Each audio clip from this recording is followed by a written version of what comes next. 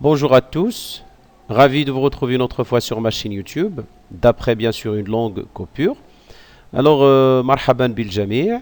Aujourd'hui, je vais vous présenter une leçon de prononciation.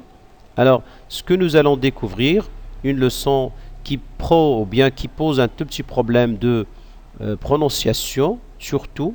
Alors, je commence par ce premier mot. Alors, comment on va lire ça? Alors, on dit content. Content. Là, phonétiquement, on dit content. Content. Alors, nous allons voir le deuxième mot. Compte. Compte. Alors là, quand vous voyez ces deux mots s'écrivent de la même manière, هاتين الكلمتين تكتبان بنفس الطريقة ولكن النطق يختلف. Alors ce que nous allons découvrir à partir bien sûr de deux phrases. Alors les mots ne vivent ou bien le mot ne vit que dans la phrase. بمعنى أن الكلمة لا ترى إلا في الجملة. Bien. Alors dans les phrases suivantes في هاتين الجملتين سوف نرى comment on va prononcer كيف سننطق هذه الكلمة.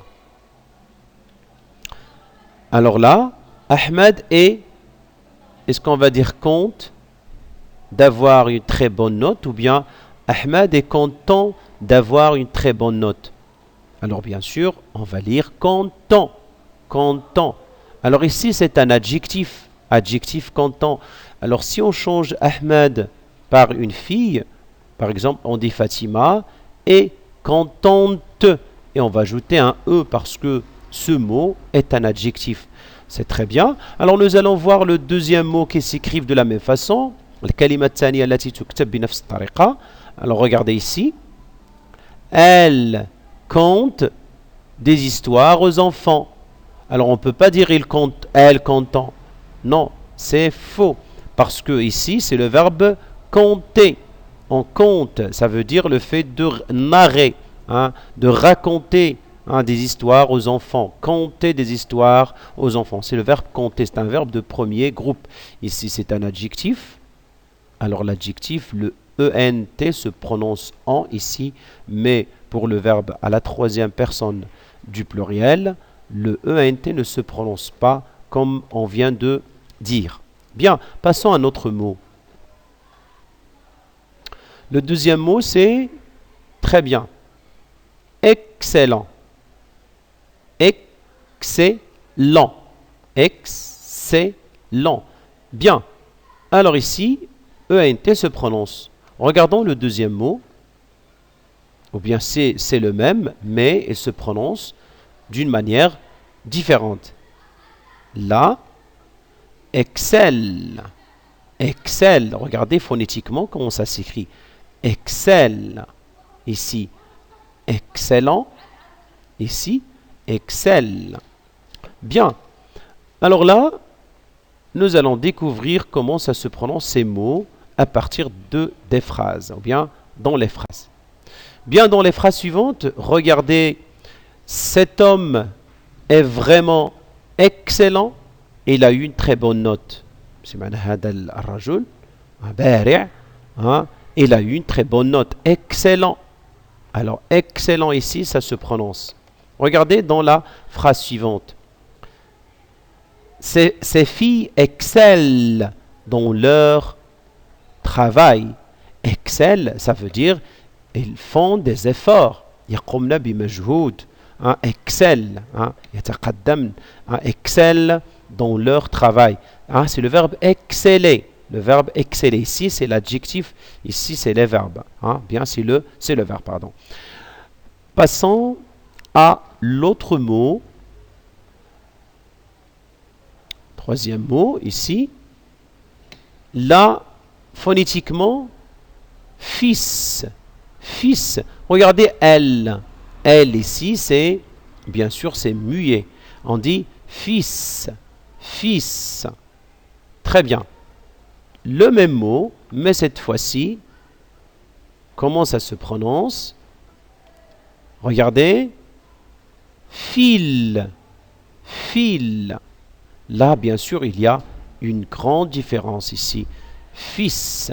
Alors quand on dit fils, fil, il y a une différence. C'est ce que nous allons découvrir à partir de cet exemple. Alors dans les phrases suivantes, regardez. Alors, Zacharia est le fils du boulanger. Le fils, alors elle ici ne se prononce pas. Alors, est le fils du boulanger. Alors regardez ici, c'est le nom fils. Ici, le fils. Là, regardez,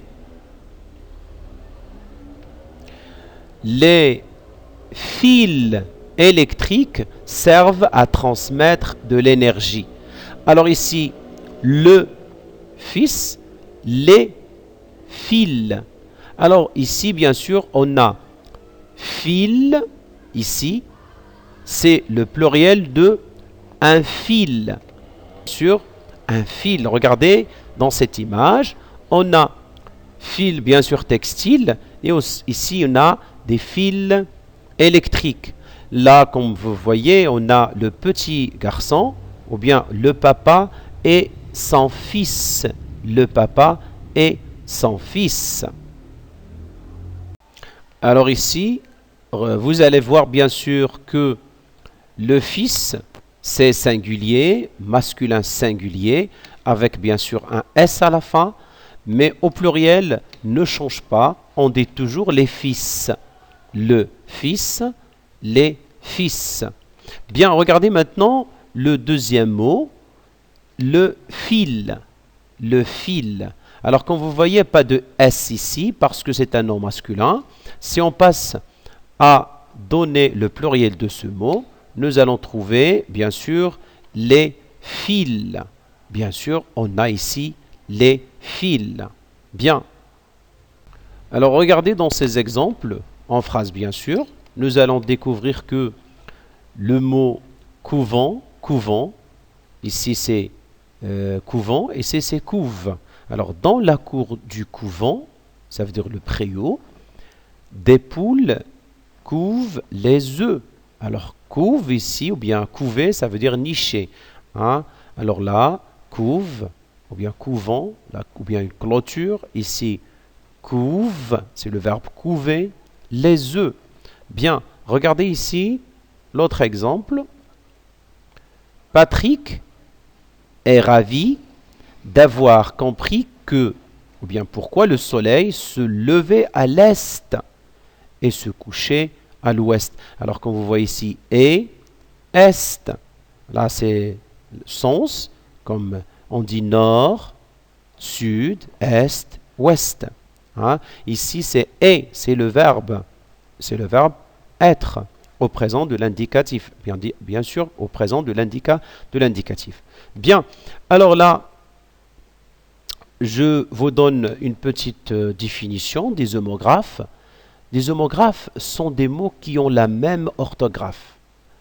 Ça veut dire كلمات لها كتابة أو نفس la graphie, le graphisme, qui s'écrivent de la même façon, تكتب بنفس الطريقة, mais qui se prononcent de manière différente. فهي تنطق بطريقة مختلفة. Ils n'ont pas le même sens non plus. إذن هاتين الكلمتين تكتبان بنفس الطريقة، لهما نفس الإملاء، تملى بنفس الطريقة، ولكن فهاتين الكلمتين n'ont pas le même sens. ليس لهما نفس المعنى بتاتا. Voilà. Et voilà, merci pour votre attention. Je remercie infiniment les anciens abonnés. Alors si vous êtes bien sûr la première fois de voir ma chaîne, n'oubliez pas de s'abonner, de mettre un j'aime si vous aimez bien sûr cette vidéo et de cliquer sur la cloche pour avoir toujours de la nouveauté.